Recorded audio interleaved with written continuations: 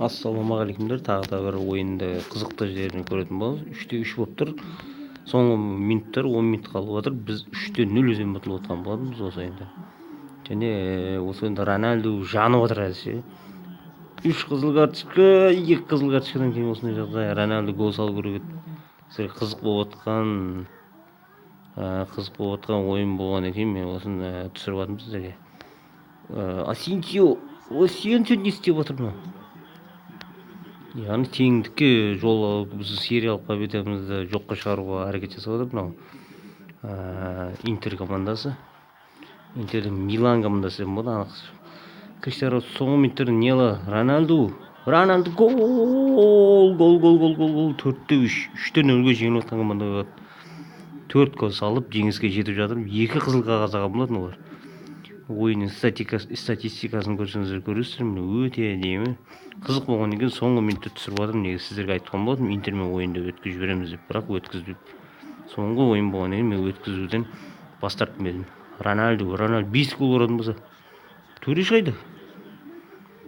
Суарес өте шаршады, өте көп шаршадық ойын. Рональду ойын аяқталды. Құттықтаймыз жәнегі бір жеңіспенен. Өте әдемі жаңа жеңісіміз, және Суарестің екінші матчы 3-4 есебімен жеңіп отырып, 2 қызыл қағаз алды. Жоғарыда көріп тұрсыздар, не ең жақсы ойыншы Рональду. Міне көріп тұрсыздар, Скриньяр қызыл қағаз алды, аларының Миранда 68 минутта.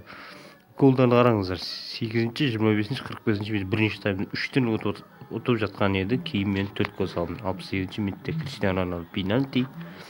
Олардың қызыл қағазы алды сол моментте, мен 68-ші минутта Миранда кейін. Олар түбегейлі өзгеріп кетті ойын. Негізі көпшілік оңай ойын болды деп айтады. Бұл оңай емес.